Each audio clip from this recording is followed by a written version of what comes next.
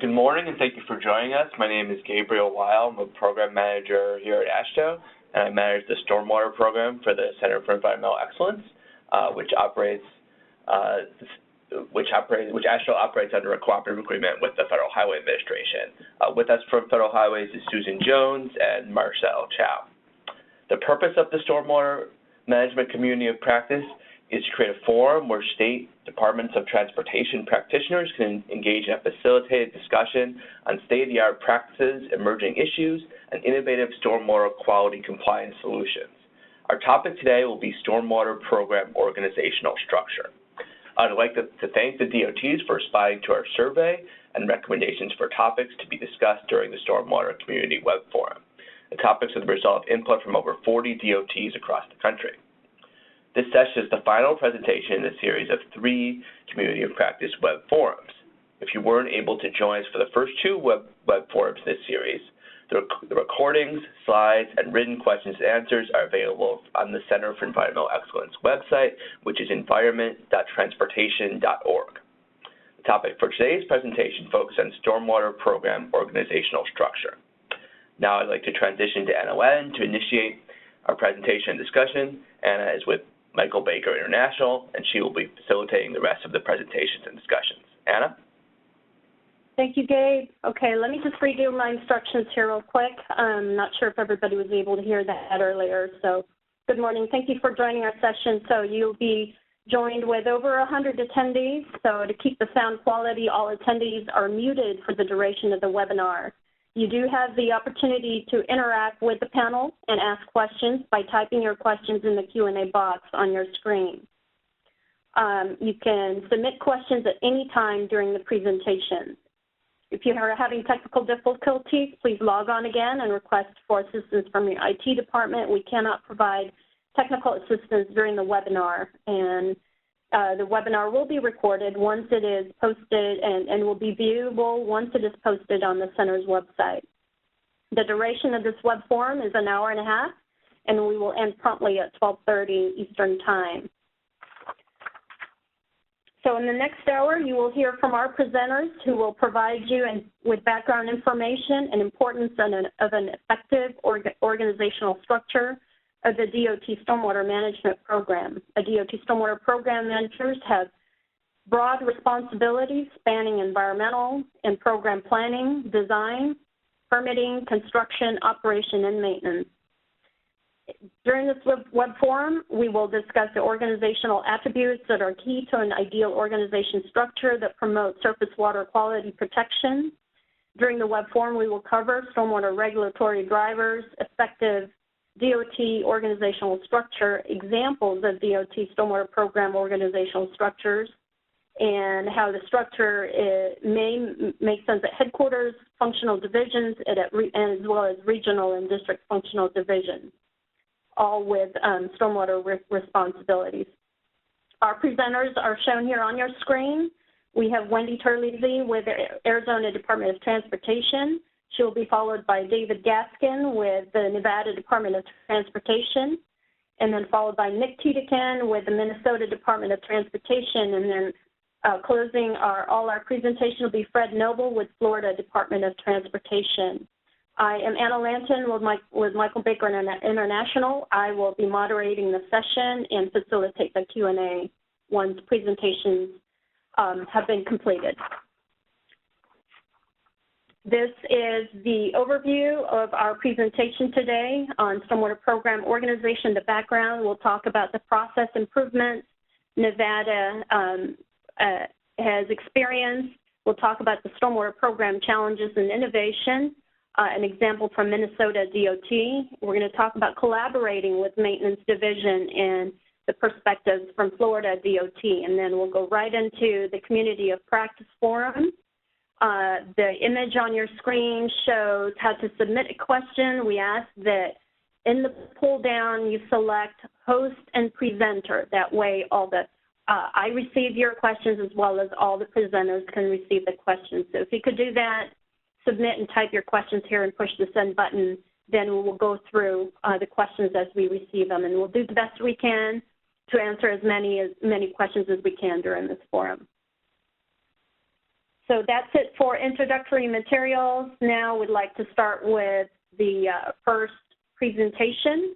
And our first presenter is Wendy Terlizzi with the Arizona Department of Transportation, and provide an organizational or background of stormwater program organization. Wendy? Thank you, Anna. Good morning, everyone. Just briefly, I began with ADOT in 2006 as the first statewide stormwater coordinator. And then in 2012, I was able to turn the program over to our current coordinator, Lee Padgett.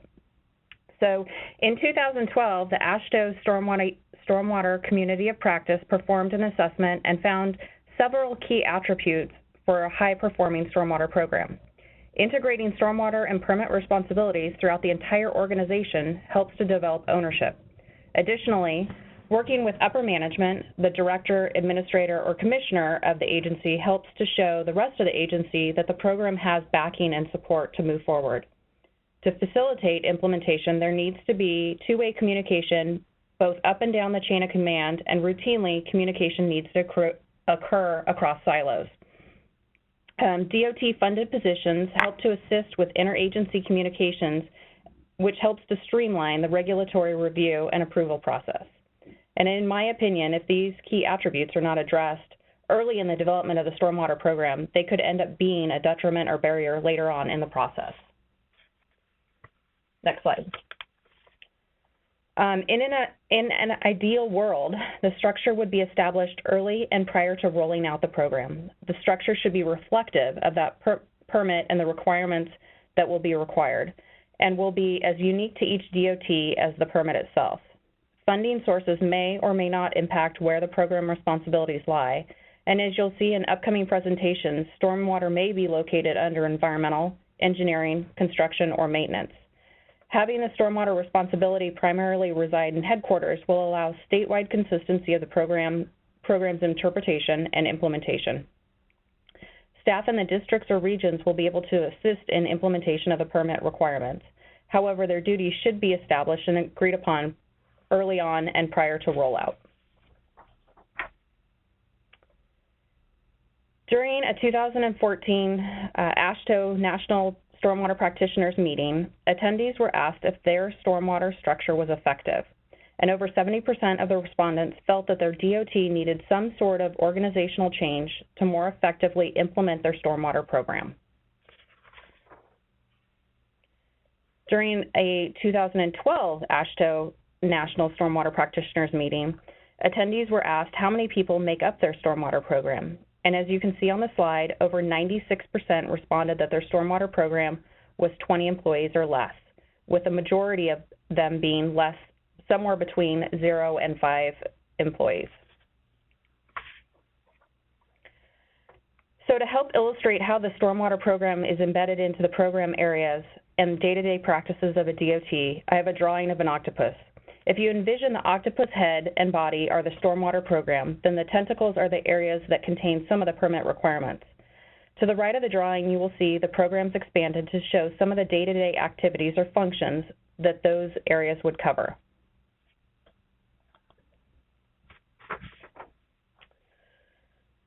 With any program, there's going to be drawbacks, and some of the drawbacks to stormwater programs, or any program for that matter, are as you have changes in upper management, that may lead to change in support for the program and a reevaluation of the priorities and even where that stormwater program may lie or reside within the agency. For example, moving the stormwater program from an environmental group or division to more of a development-focused group. Change is good and sometimes needed, but repeated organization can lead to reduced effectiveness of the program due to confusion in direction and changes in staffing and resources. And with that, I would now like to introduce David Gaskin. He is the Deputy Director of the Nevada Department of Transportation, who is going to explain NDOT's stormwater organization. Thank you very much, Wendy. She said my name is Dave Gaskin, and thank you for having me here today. I'd like to explain a little bit about the Nevada DOT Stormwater Program. The type of program is it's a statewide Phase 1 large MS4 permit issued by Nevada DEP. And the NDOT's stormwater program was audited by EPA in 2011 and was found lacking in quite a few areas, resources being a main one. And so after a number of years working together, the Nevada legislature acted in 2015 to do a Senate bill and also a major budget amendment to give NDOT the resources and authority they needed to build a fully compliant stormwater program. The budget amendment added 59 new positions for the stormwater program and allotted $13 million just for new stormwater equipment to get them up and going. The Senate bill authorized enforcement authority to address unauthorized discharges and provided for injunctive relief, civil penalties, even criminal prosecution if necessary by the Attorney General's office. And it established a new deputy director position to build the stormwater program and ensure its success. So just a little breakdown of the personnel. We haven't hired them all yet, but in headquarters in the capital of Carson City, we have 3 executive managers, including myself as deputy director. We have 6 people in information technology to help with our IT needs, 10 in design and plan review, 9 in program management, 10 in compliance and enforcement. That's directly in headquarters. And then we have 3 district offices, 1 in Las Vegas, 1 in Reno, 1 in Elko. And in the field, there are 9 compliance inspectors, 3 in each district, and 21 maintenance personnel. Some of the challenges we face are not just monetary or political. It's bringing about a culture change in a large organization, a large state government agency. So initially, we thought it would be fairly easy. You just tell people what they need to do, and they do it. But there are quite a few hurdles to be overcome that are fairly difficult. Our Department of Transportation is going to be 100 years old next year, so it's been around a long time. It's very paper-based.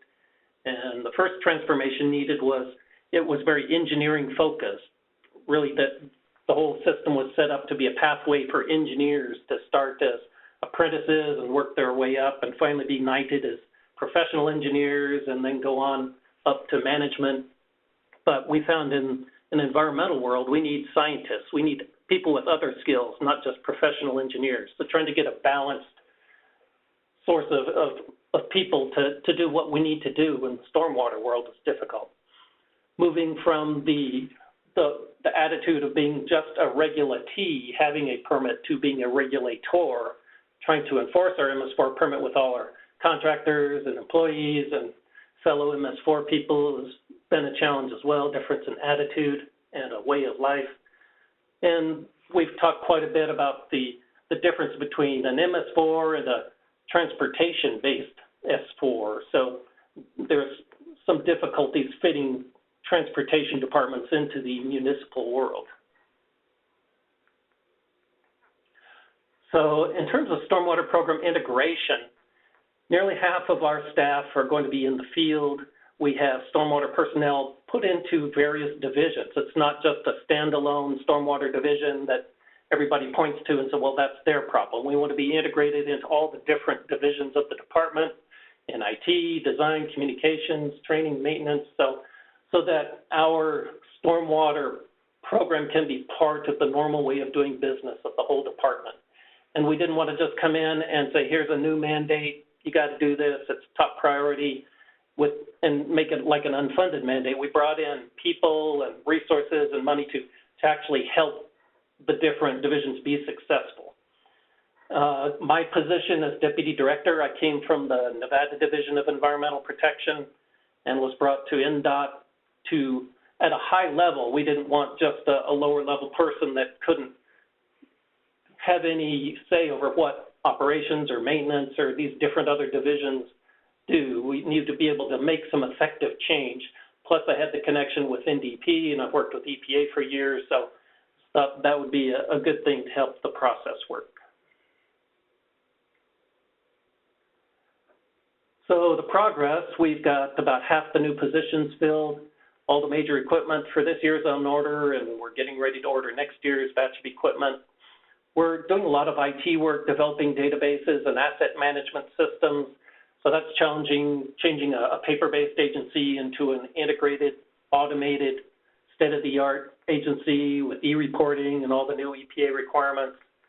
Our training and public information programs are really expanding. We need to get out and tell not only the outside public, but internally, make sure our employees know why we're doing, what stormwater is and how it works. A lot of mapping, I'm sure you've all faced that. There are a lot of stormwater components out there. We have a lot of highway miles with a lot of culverts and components, so that's taken a couple years to get together.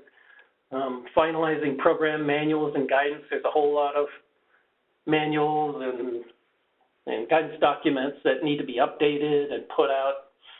And developing our compliance and enforcement policies has been a big deal because it really wasn't a big function of NDOT before. Really having compliance and enforcement authority and carrying it out is a new thing. So looking forward to the future, above and beyond.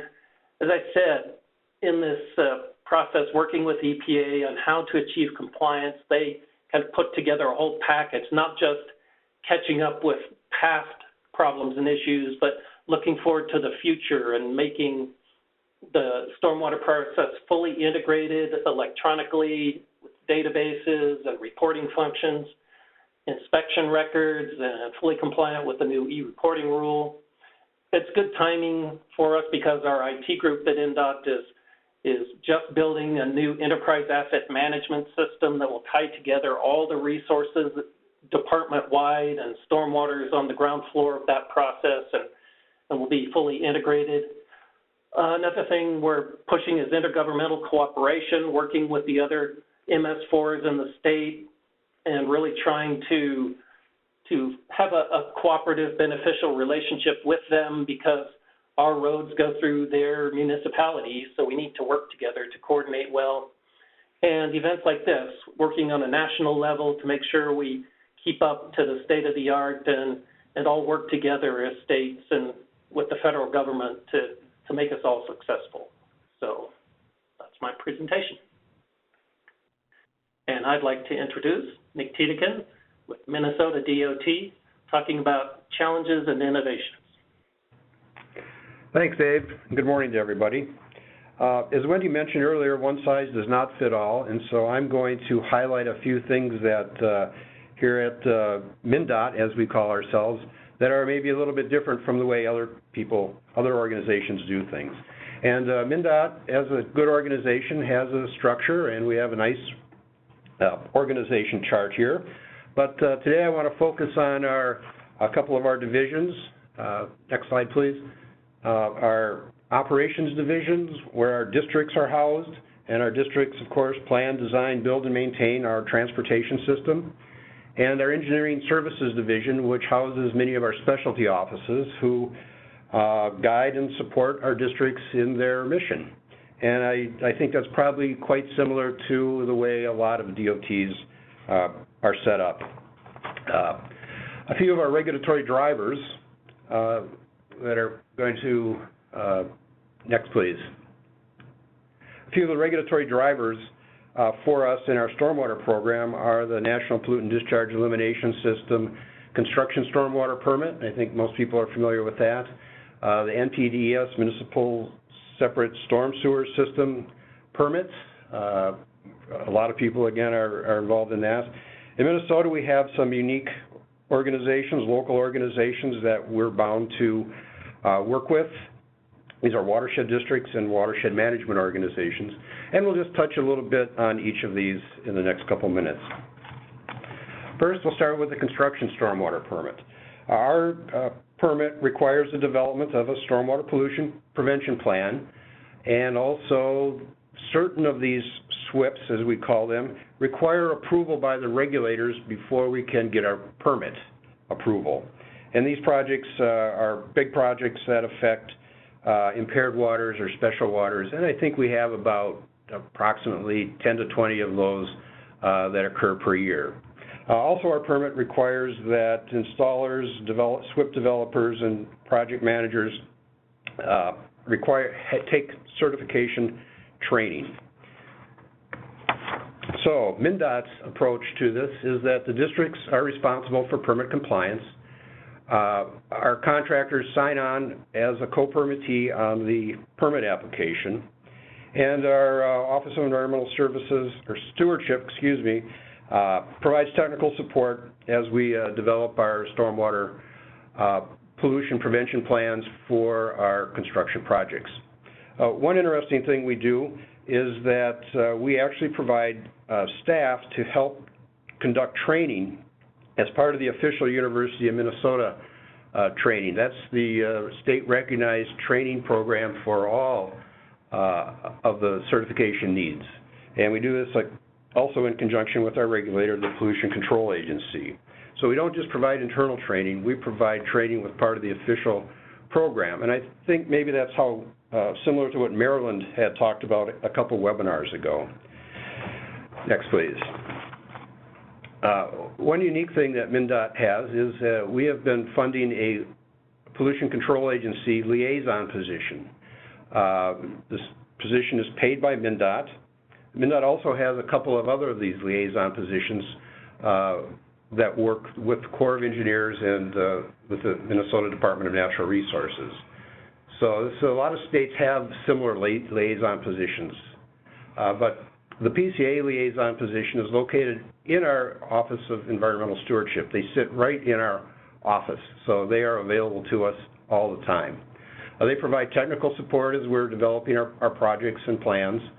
And one very useful aspect is that this person is able to conduct those reviews and approve those SWIPs, those plans that require approval by the Pollution Control Agency. Is very, very helpful for us.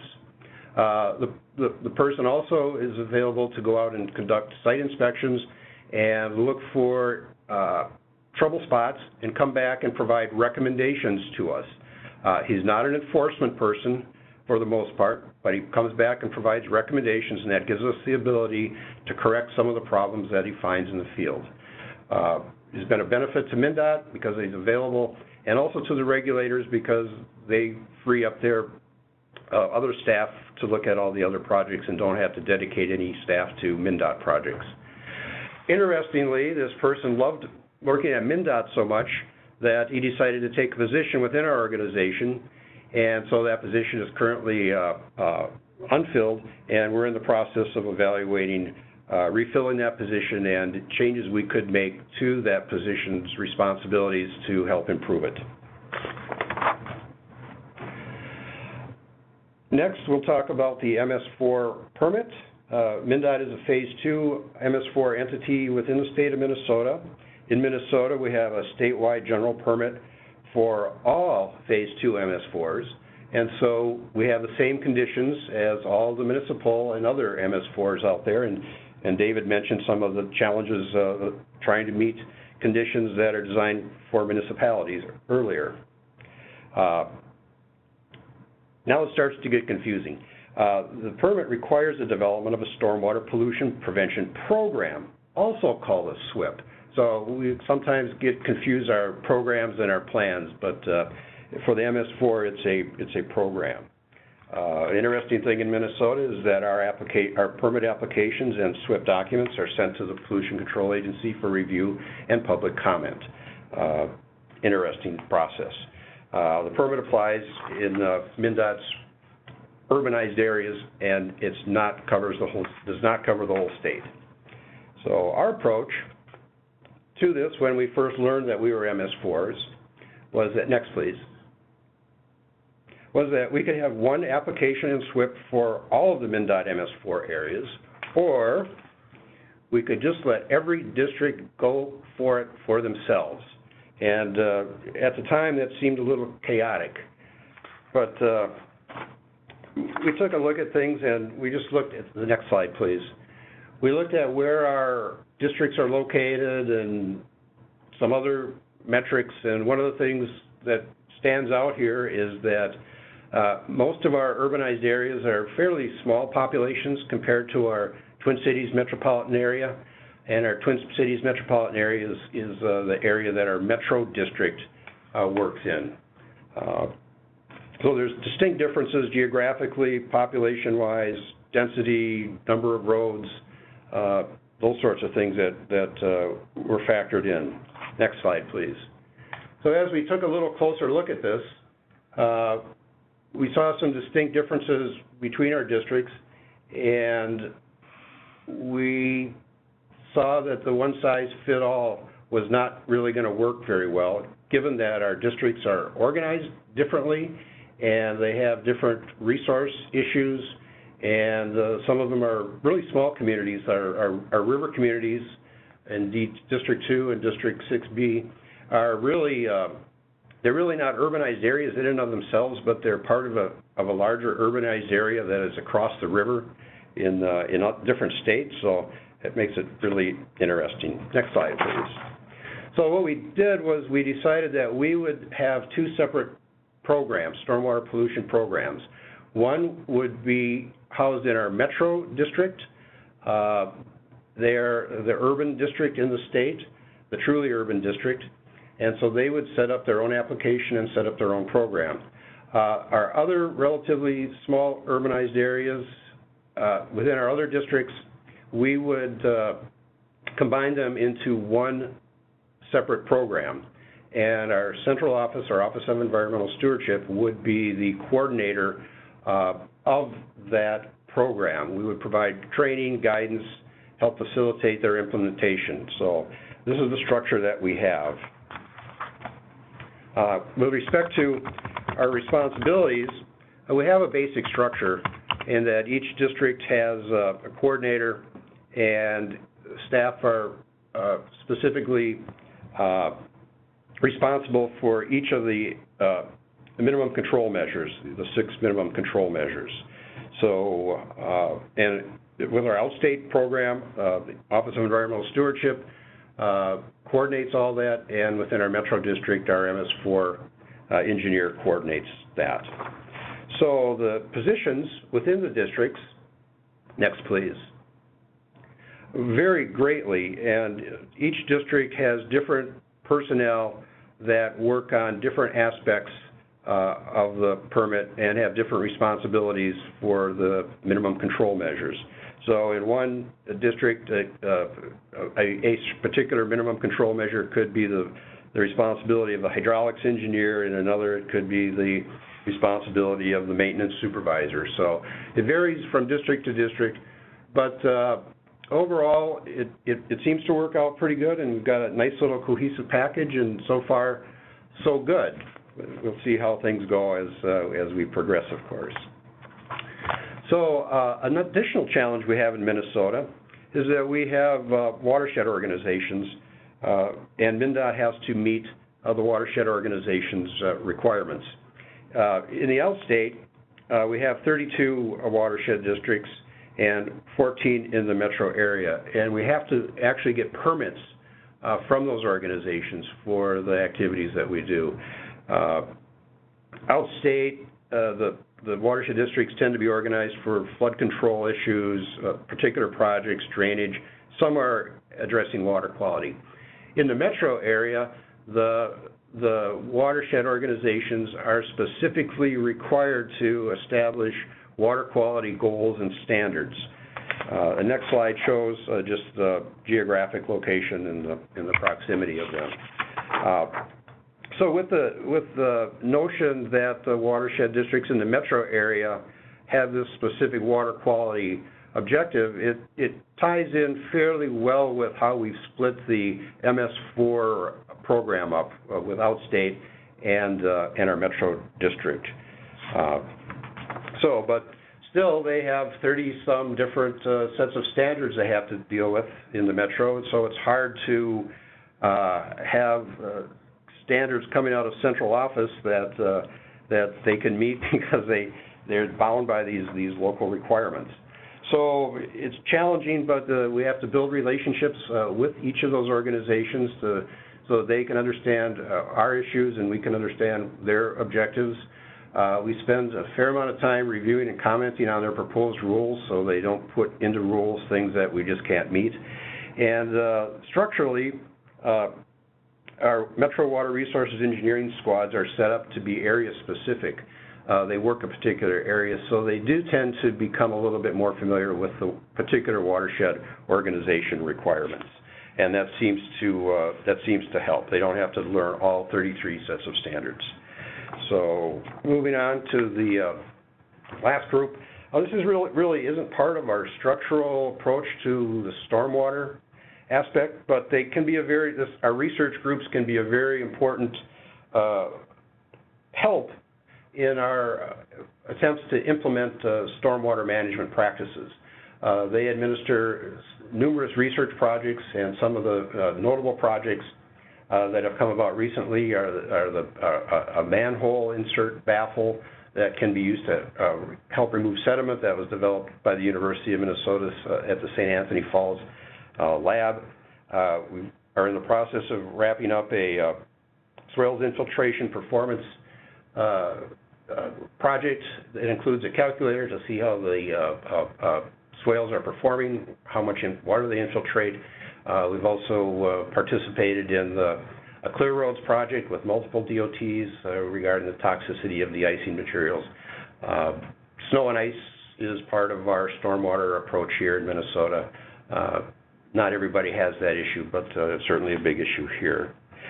So with that, I thank you, and I will turn it over to Fred Noble from the Florida Department of Transportation. Good morning, everybody, and thanks, Nick. Again, I'm Fred Noble from Florida DOT. I'm going to talk a little bit give you a little bit of background about our state and our agency and our regulatory structure and how we deal with the permitting issue, and in particular, something that I think may be a little bit unique in regard to kind of how our maintenance program integrates with our stormwater management program. So with that, some fun Florida facts, if you will. We're now the third most populous state in the country with over 20 million residents, and have a significant tourist visits. Over 100 million tourists visited our state last year. We're kind of in the middle of the pack in terms of total land area, ranking 22nd. We have abundant water resources, many, many miles of rivers, coastline, many acres of lakes, an enormous number of springs, including, I think, the largest concentration of first magnitude springs in the country. We have significant rainfall. Annual average rainfall varies from about 47 to 64 inches per year, depending on where you are in the state. And to support, our residents and our tourist visitors, the Florida DOT operates over 122,000 miles of highway all across Florida. So I guess I'm saying this to say that stormwater is certainly a significant and sometimes challenging issue to manage here. Our regulatory framework, similar to what I think Nick was indicating earlier, is we actually have kind of two separately operating stormwater regulatory programs in our state. We have one at the state level that's been in existence for many, many years called the Environmental Resource Permitting Program. It predated the NPDES stormwater program. We are subject to environmental resource permitting, or ERP. It's operated by our Florida Department of Environmental Protection, as well as the state's 5 water management districts, who each have kind of a somewhat different set of rules. That program is called a design and performance standard type of program. That is, it provides specific design criteria for structural BMPs, requires that we put in place, we and anyone else that creates impervious surface put in place stormwater treatment BMPs, and kind of under this program, if you design those BMPs in accordance with the criteria that the regulatory agencies establish, it provides a rebuttable presumption that your facility will comply with water quality requirements.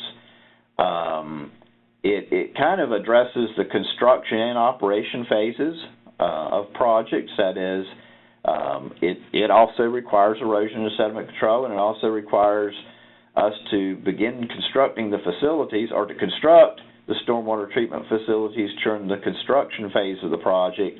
And then it requires us to continue to operate those facilities in perpetuity as long as the improvement exists.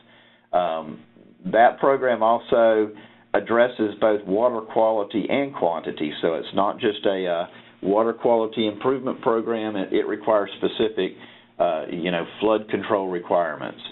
Can you back up just 1 second?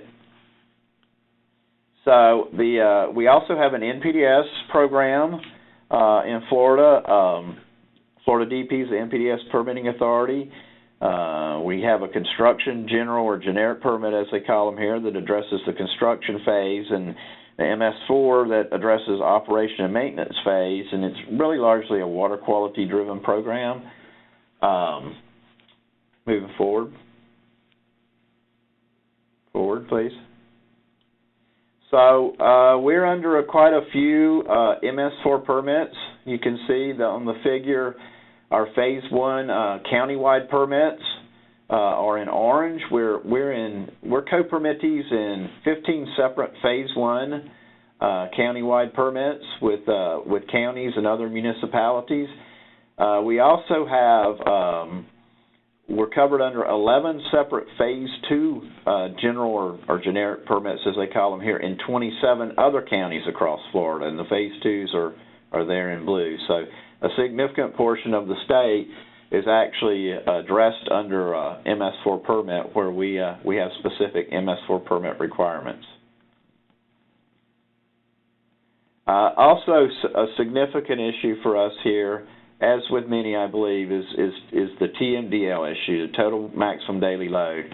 In Florida, in the late 1990s, the Florida legislature passed what's called the Florida Watershed Restoration Act, which established several things. It established an impaired waters rule, which really sets out the methodology for the state DEP to determine what waters are impaired in accordance with Section 303D of the Clean Water Act. It required DEP to establish total maximum daily loads for those impaired water bodies. And it also, I think, fairly uniquely included an implementation element. That is that, TMDLs needed to be implemented. A couple of approaches that regulation uses is the Basin Management Action Plan, or BMAP approach, which was really a collaborative process amongst stakeholders in a given watershed to kind of arrive at solutions to improve water quality. Another instrument there is the reasonable assurance plans, which are really more of a grassroots effort amongst stakeholders to address water quality impairment really before a TMDL actually needs to be established. One thing that's not really on this slide, but we also have separate requirements to implement TMDLs through our MS4 permits.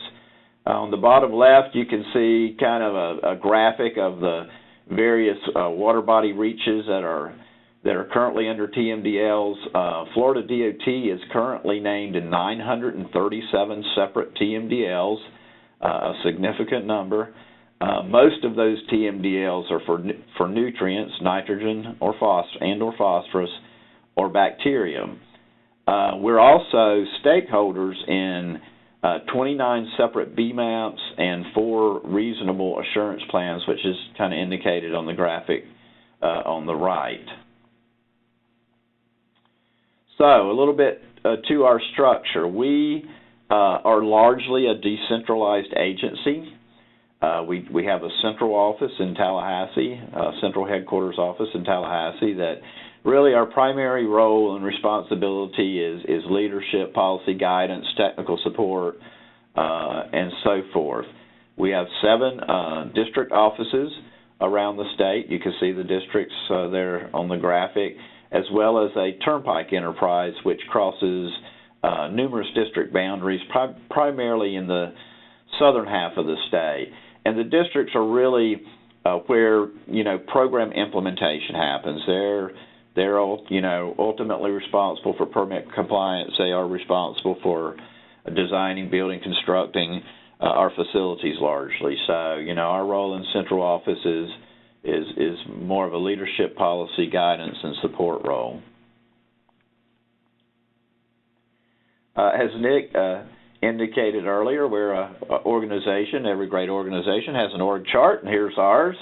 The thing that I think I really want to focus on here is kind of the bottom third of that graphic, which really establishes, you know, there's you know, an engineering and operations branch of the agency. Of course, there's the 7 districts in Turnpike Enterprise, and then there's a finance and administration branch, as well as an intermodal systems development branch, where intermodal systems development is really the modal areas and kind of the planning areas. But what's a little different, I think, about Florida DOT than maybe some others is that our environmental management program, our environmental management office, is actually kind of within that planning part of the agency. So, you know, I mentioned earlier that TMDLs were and continue to be a real significant issue here. So to kind of try to get a handle on that and begin to address in a proactive way the TMDL issue, we formulated a task team in 2009. Because of some overlaps in roles and responsibilities, we later combined that with our NPDS team, if you will. But like Wendy mentioned earlier, you know, it truly is a cross-functional effort. I really like the octopus graphic because it kind of gives you an idea of, you know, how cross-functional these kinds of things are in terms of trying to manage stormwater. So this task team involved both central office and the district offices, and it involved the offices of design, construction, maintenance, environmental management, and legal.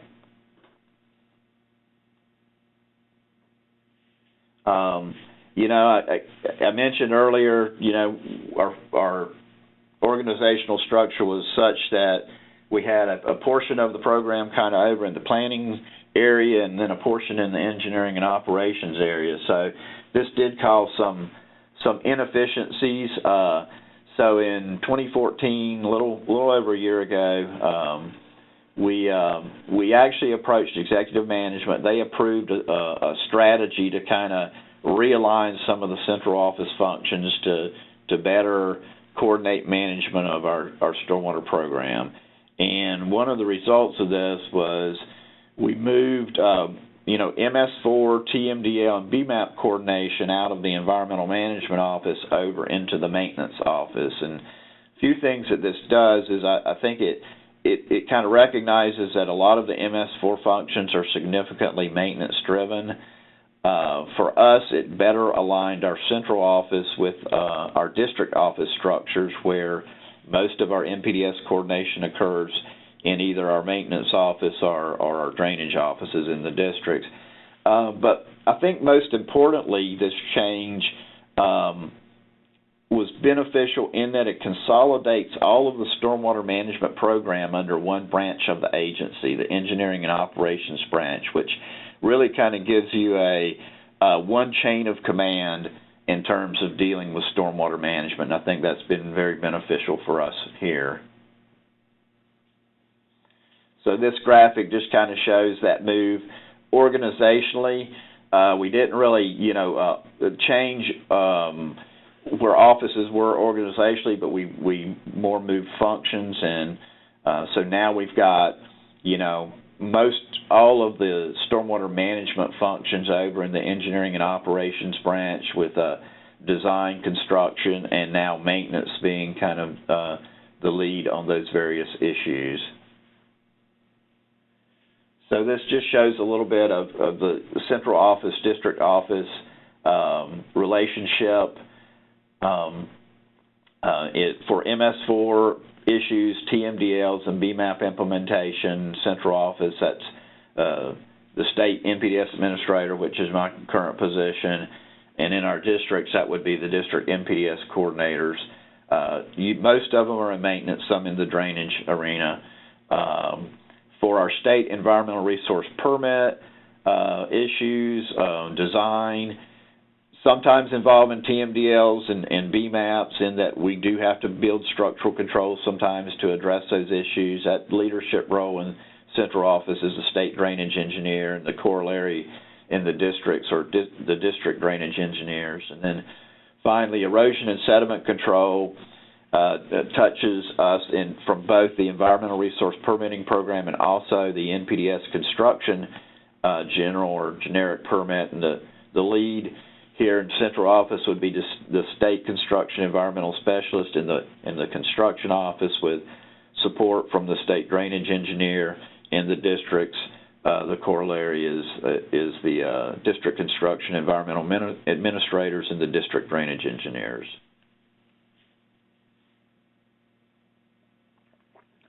So some of the things that I think having a significant part of our program in the maintenance office has benefited us is first and foremost, we have specific requirements for inspection and maintenance of our structural control BMPs in our MS4 permits as well as our ERP permits. So I think it's given us a greater ability to effectively manage those inspection and maintenance programs. Our requirements are laid out for our MS4 permit in our statewide stormwater management plan, which we administer out of our maintenance office. Also, the environmental resource permits frequently require that structural controls be inspected and recertified every 2 years by a professional engineer to assure that they're operating as designed. Another thing that we've been able to do that I think has been beneficial, kind of operating from the maintenance perspective, is we now require all of our FDOT and contractor maintenance field personnel to have basic training in the identification and reporting of potential illicit discharges. We've developed a video training module for folks to take. That's in English and Spanish, and I think it's been pretty successful in kind of making them the eyes and ears on that issue. Street sweeping is a very significant issue for us. I'm going to talk a little bit more about it at the end of this presentation. But it is a requirement of our MS4 permit that we conduct street sweeping. We're required to develop specific standard operating procedures on how we'll do that. And we're also required to quantify the quantity of materials we collect and the total nitrogen and total phosphorus reduction we get from that street sweeping effort. And again, I'm going to talk a little bit more about that at the end. Also, we now require that all of our either in-house or contract personnel that apply fertilizer be certified in accordance with the state's Green Industry BMP Training and Certification Program. That was a program put together by the University of Florida to assure that that appliers of fertilizer are doing so properly. We also require certification through our Department of Agriculture here on the application of pesticides and herbicides. Again, the University of Florida developed a program, educational program for that. We've really largely, to the greatest extent possible, minimized the use of herbicides and pesticides and fertilizer for that matter. So those have been very beneficial efforts, through our maintenance program. Another area, I think we've been a little better able to assure that we're, compliant in terms of our efforts to manage stormwater and our pollution prevention efforts in our maintenance yards or operations and maintenance centers. And also it's been advantageous from the perspective of our litter control programs, where we engage and adopt the highway programs. It is part of our MS4 permit requirement, but we also conduct a statewide litter campaign where we've been able to get the help of, some notable sports figures and so forth to do public service announcements and the like. Okay, next. then finally, from the TMDL or Basin Management Action Plan perspective, one of the things I mentioned earlier that has really been probably one of the most cost-effective and significant things we've been able to do in terms of nitrogen and phosphorus reduction here has been we have practically eliminated routine maintenance fertilization. We still have some establishment fertilization for new projects, but we've essentially eliminated the routine maintenance fertilization. We found that it wasn't really necessary. Significant cost savings, obviously, because now we're not having to pay for fertilizer, but even more so, we get a significant amount of credit towards nutrient load reduction requirements in TMDLs. So that's been a very significant issue that I think really kind of operating the MS4 TMDL and BMAP requirement program through our maintenance office has been very beneficial. And then finally, street sweeping. I did mention this earlier. The Florida Stormwater Association, in concert with the University of Florida and city and county MS4s as well as DOT, did a significant study looking at street sweeping across the state. And what they were able to determine was that street sweeping results in a significant nitrogen and phosphorus load reduction. And the researchers actually developed a tool that allows us to calculate the nutrient load reduction associated with the amount of material that we pick up through street sweeping. This has really been an extremely cost-effective approach for us to meet TMDL nutrient reduction requirements. We make this a commitment in our basin management action plans, and this maintenance activity really by orders of magnitude is more cost effective than building, we have found, than building additional structural controls. So it's been very cost effective to operate. And so I guess I would just say to sum things up, a couple of take homes from us is that we found it very beneficial to have kind of our entire program organizationally in one chain of command. I think it has made our implementation of our stormwater management program more effective, and you kind of have one chain of command is very helpful. And also, by having some of these functions, reside within our maintenance office, it's allowed us to really more effectively do a lot of source control types of programs that we found to be very cost effective. So with that, I'm going to turn it back over to Anna for the question and answer session. Okay, thanks, Fred. And I'd like to thank Wendy and Dave and Nick Tiedekin as well for your presentation. So this now begins our interactive question and answer session. So thank you for those who have already submitted your questions. There's still time to submit questions, so we encourage you to submit as many questions as you'd like.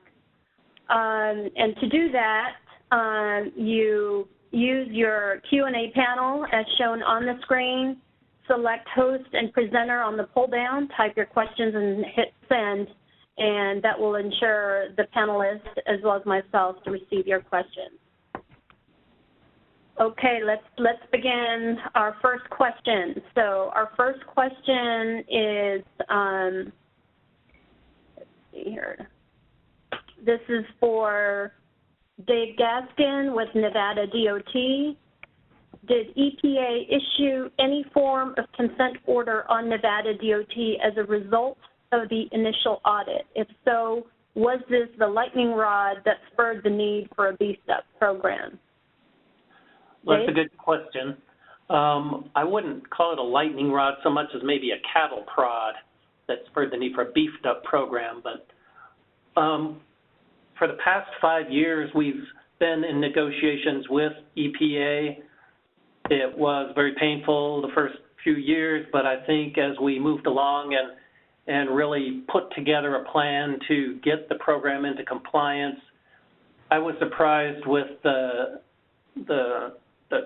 constructiveness of that process. We got a draft consent decree that clearly laid out what EPA was looking for, and we're negotiating with them in order to refine that list of requirements, but it's been a beneficial process. We haven't quite got the consent decree signed. It's not finalized yet, but already we have a clear idea of what EPA is looking for, and we're moving ahead. We're not waiting for that final signature to take place. We're moving ahead and building the program, and already have been meeting some of the requirements that we anticipate will be in that agreement when it is finalized.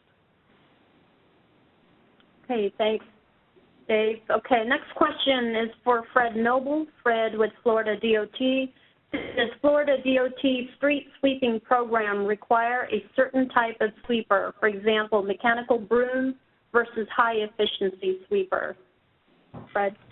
The short answer is no. I don't think we have a specific type of sweeper specified, but in general, I think we found that obviously vacuum sweepers are more effective in removing the fine particulates, which is really what where you get a lot of your nitrogen and phosphorus removal. So that's encouraged. But a lot of our sweeping activities, as with many of our activities, are done through maintenance contracts or asset maintenance contracts, and it's ultimately up to the contractor to provide the types of machines that they use. Okay, thanks, Fred. So this next question maybe is for anybody or any panelist here. Maybe we can start with you, Nick, and Fred, maybe if you can jump in. Do any of you use a collaborative watershed-based method to plan stormwater treatment facilities instead of designing water quality facilities on a project-by-project basis? We generally do it on a project-by-project basis. That tends to be more cost-effective for us rather than trying to go through the watershed and retrofit. That project-by-project is worked out pretty well, and our regulators at this point in time are okay with that. Ours is a little different in Florida. We actually, the state regulatory program historically has kind of required that we provide treatment on a project-by-project basis, and sometimes we found that to be not the most efficient or effective approach. So a few years ago, we were able to get a legislative change that allowed and encouraged more collaboration. So we're currently involved in and continue to seek out opportunities to do regional treatment in partnership with local governments and other entities. So we're really kind of now beginning to go in that direction of regional treatment where we can, as opposed to kind of the cookie cutter project by project approach. Okay. Next question is for you, Dave Gaskin, and if others would like to jump in, please do so. Dave, does anyone on the panel have a sample finance plan to implement the requirements of the MS4 or consent decrees that they would be willing to share? Sample finance plan. I think we're kind of figuring it out as we go. We got an initial augmentation to our budget from the legislature that's getting us through the first year, but we're really in the process right now of working with the districts, finding out how much it's going to cost to meet our requirements. So we are just developing it as we go. I don't think we have a finance plan that would be beneficial at this point. Okay. Any others would like to chime in? Okay, this next question is for you, Nick. Minnesota, the permits MnDOT has to get from the watershed organizations, does this permit add to or preclude the need for other local and state permits? we have to get our state permits, and they have certain conditions. The watershed districts are over and above that, and they may not be consistent with the state NPDES permits.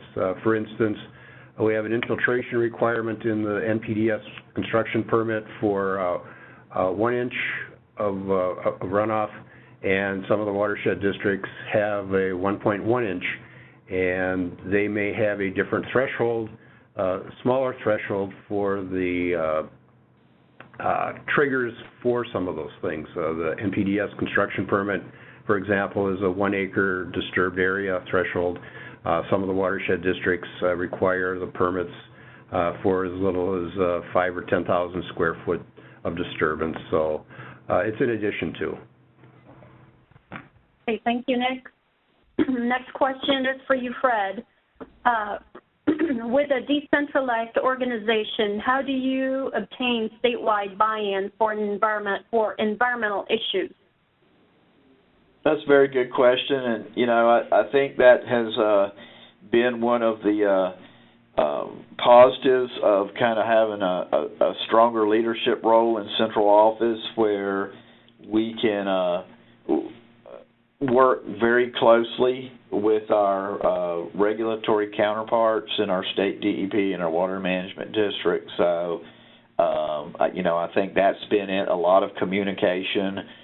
We routinely meet with, discuss with our Florida Department of Environmental Protection and our water management districts these various issues and work closely with them. So I think that's, the short answer is, a lot of communication and FaceTime, frankly, with the regulators.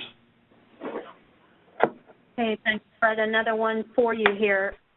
Can you talk a bit about your impaired waters rule or similar, how it affects your DOT? Well, as I mentioned in my presentation, our Florida developed a rule to actually make a determination of when water bodies were impaired with some science-based criteria on how that approach is done. It doesn't apply just to DOT, obviously.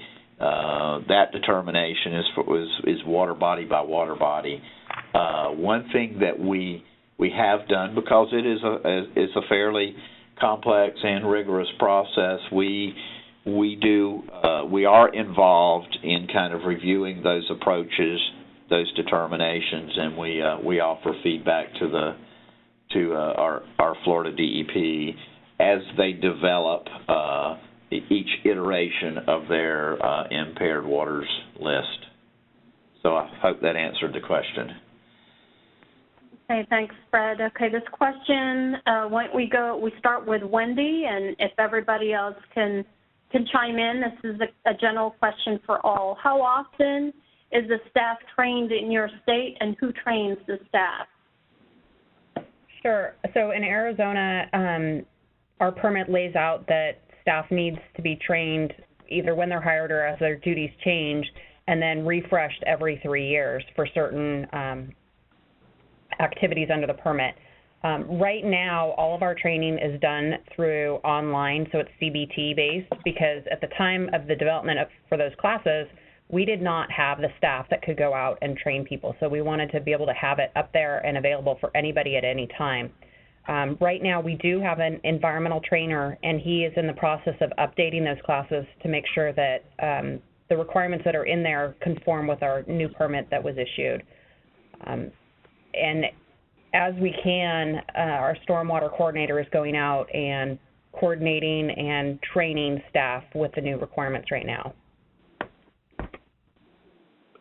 And this is Dave in Nevada. Yeah, it's similar to what Wendy has. We have a stormwater trainer and a training manager in our organization, a lot of different modules that are focused on the level of detail needed for the position of each employee. And so just general training for everybody, but then as people are more and more involved based on their job description, then they get more detailed training. Also have contractor training for the contractors who work with us building projects. And so it's pretty varied program. In Minnesota, as I had mentioned earlier, our training is through the University of Minnesota, and we provide staff to help with that, and the training occurs, and recertification is needed every 3 years. For Florida, similar to what Wendy mentioned earlier, we do have a CBT-based training program. Right now we have the illicit discharge module. We're probably going to be soon developing a spill response module for that. Districts require, routine training within the district offices and operation centers, and they kind of conduct that. We also have a pretty rigorous erosion sediment control inspector training program that's operated through our state DEP, as well as private trainers all across the state, and we do require that for folks involved in our construction projects. Okay, thanks everybody.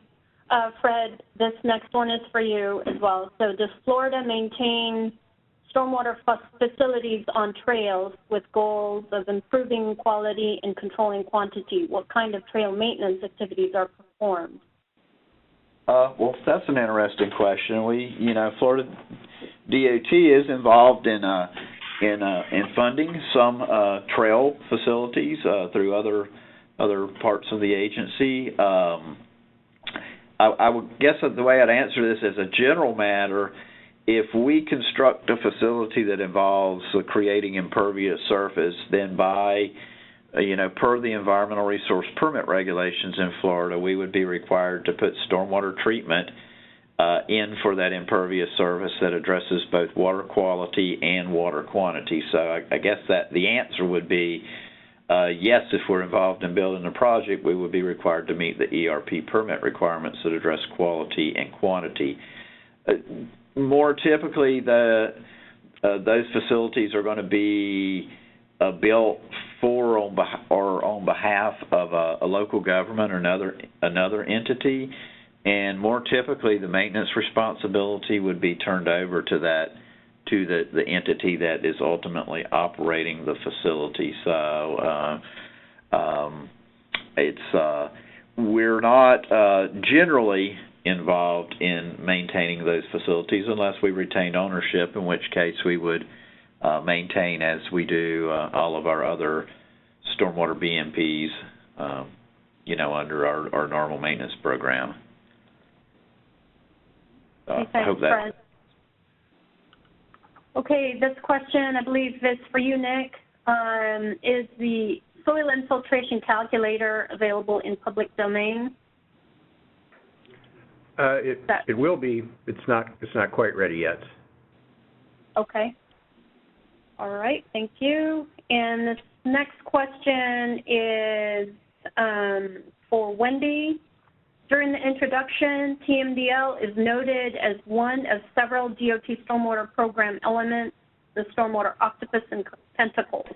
Who within the organization should be responsible for leading and implementing TMDL requirements? And maybe if others can chime in as well, in addition to Wendy. Wendy? Sure. So here at ADOT, our Water Resources Group is kind of tasked with leading the coordination within the agency to get comments on the impacts to the different districts or groups. But largely, it's everybody within the agency that has a responsibility. And I think, Fred mentioned in his presentation that they use TMDL task force to create a cross-functional group. And I think that's important because you then get the feedback from all of those that have the potential to be affected by those TMDLs.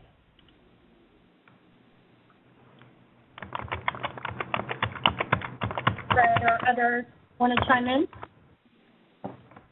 Okay, not Fred, and next question is for you. Do you have a specification or example of intergovernmental agreement for local projects administered by the DOT?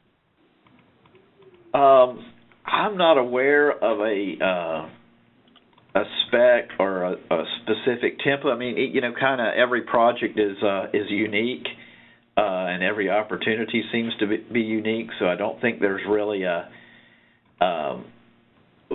much of a cookie cutter type or boilerplate type of approach, because they're all just frankly they're so different in terms of the participants that you may have involved, whether it be local governments or a group of local governments or other state agencies or federal agencies. So the short answer is no, we don't really have a template, if you will, but we do have some specific statutory language that speaks to, this encouraging collaboration and encouraging regional partnerships. So I guess the short answer is, unfortunately, I don't really have a boilerplate type of thing to offer for that. But again, it's because each one seems to be unique.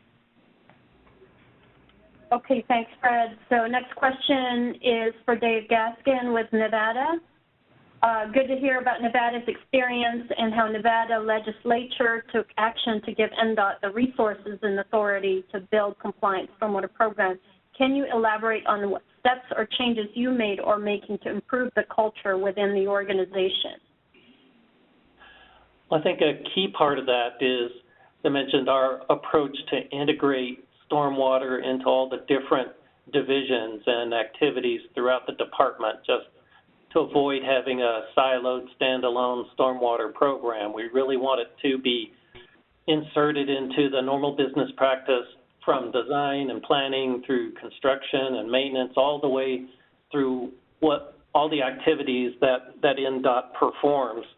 And as we go through a lot of the higher level processes like strategic planning and 5-year planning and a lot of the bigger picture stuff, I'm involved in that with the executive management of the department to make sure that stormwater is included and keeps being a priority within the department and is not just relegated to a small nuisance type of program. Okay, thank you. Next question is for Florida. How is Florida's DOT realignment perceived by the regulators?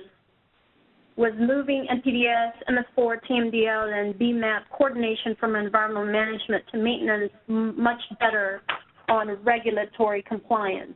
And how did this affect project delivery on post-construction, for example? Interesting question. I don't think it's from the regulators' perspective. I don't think they're particularly concerned with how organizationally FDOT kind of implements their program. Kind of from a specific perspective, I think it's been a positive in that it gives us the ability to kind of act as a liaison to the regulatory agencies. I think my position being located within central office and the leadership for the NPDES permitting program over in our state DEP, also being here in Tallahassee, it allows me to communicate frequently with our state regulators. So I think that's a positive. But I don't, from the compliance perspective, I don't know that it's had a real significant effect from the compliance perspective. Let me see, what was the rest of this question? How does it affect project delivery? Again, the MS4 area is largely dealing with your existing facilities rather than kind of being on the front end at construction. So project delivery hasn't really been affected, one way or the other too much by moving us over into maintenance. Okay, we have one more question here from the group. Do any of the state DOTs presenting require the project contractor to develop the project SWIP, or does the DOT project team design the SWIP and oversees the contractor implementation of the SWIP? Good question. Why don't we start from the top. Wendy? Sure. In Arizona, our specifications for the contractor actually dictate that they will develop the SWIP, but it's with oversight from our resident engineer. They ultimately have control over that project, so they can make any changes or recommendations to the SWIP. It needs to be approved before our contractor can then file their NOI with our regulator. And throughout the entire process, our resident engineer and staff on the project have that input into the project. So right now it's not with a project team, it's with the contractor themselves.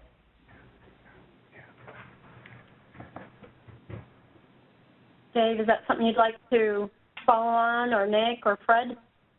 Yeah, I will. This is Fred. You know, currently our specifications require the contractors to develop an erosion control plan and then submit that to the agency, and that becomes part of the SWIP, which FDOT is still responsible for under our current procedures, but we're in the process now of looking at changing that such that the contractor would be fully responsible for the SWIP. Okay. Next question here is for Nick, Minnesota DOT. With the organizational structure at MnDOT, is there a QA/QC component where the DOT has an internal group responsible for overall oversight for the two different MS4 programs? For example, does OES or another group help verify Metro is being managed properly?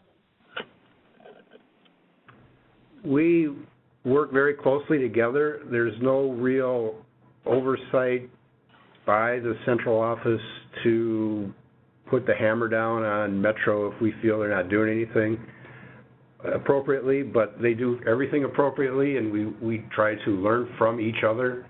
But no, there's no true oversight. The big oversight is when EPA audited our Metro district, and that created a few changes. Okay, thanks, Nick. Okay, one more question for you, Fred.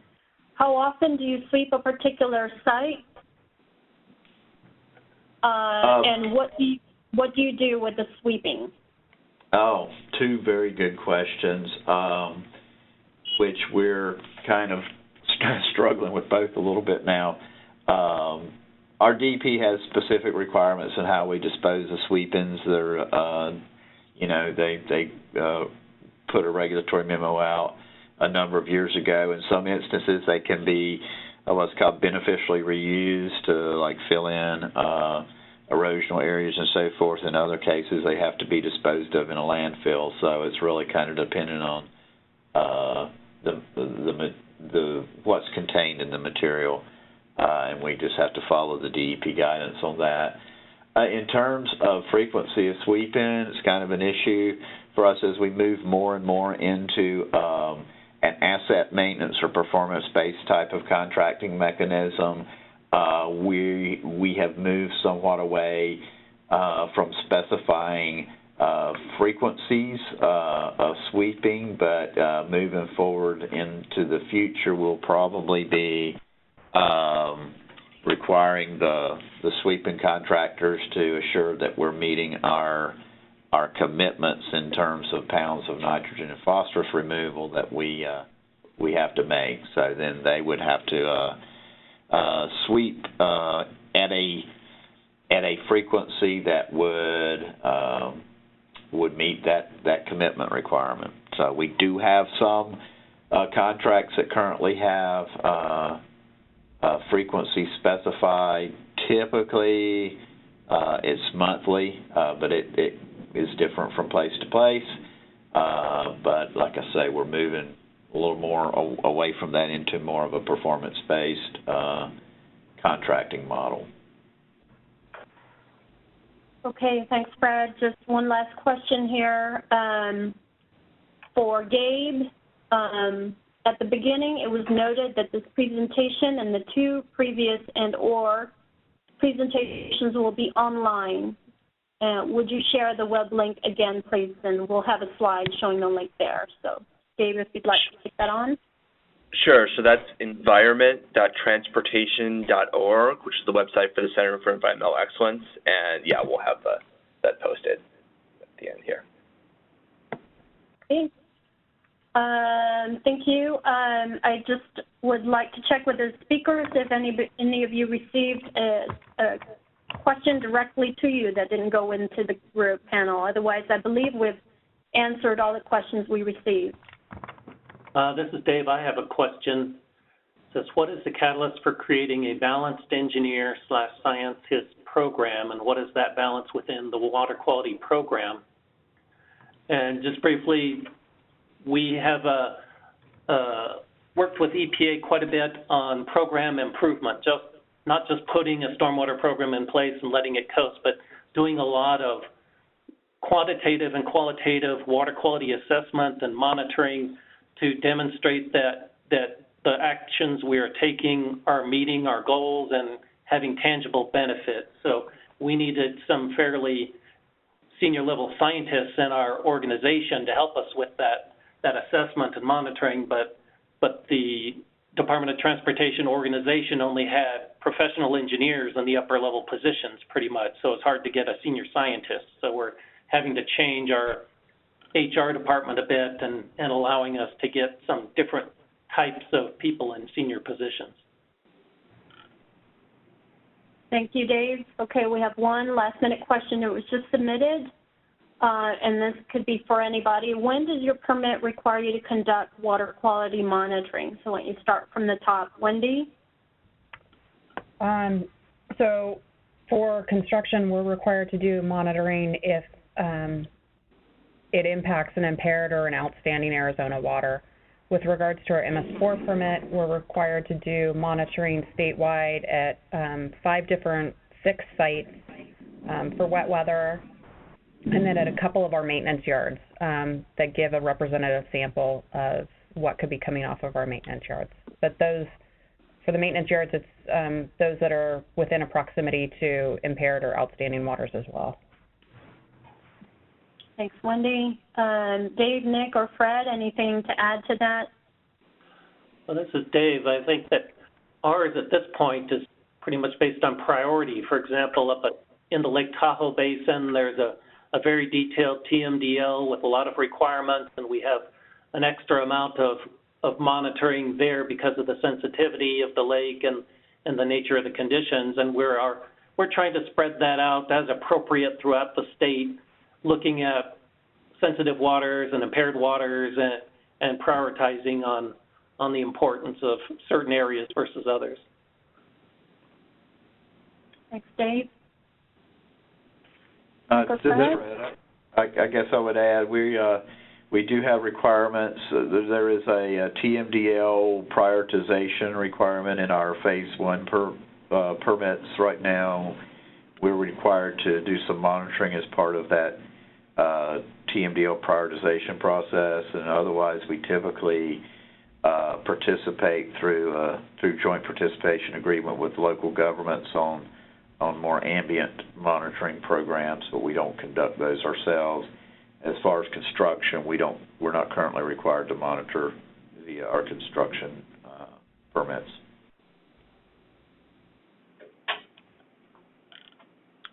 Okay, that concludes our Q&A session and interaction with the community of practice. I'd like to, on behalf of AASHTO and FHWA, I'd like to thank you all for attending, and I'd like to thank the speakers, Wendy Terlizzi with Arizona, Dave Gaskin with Nevada.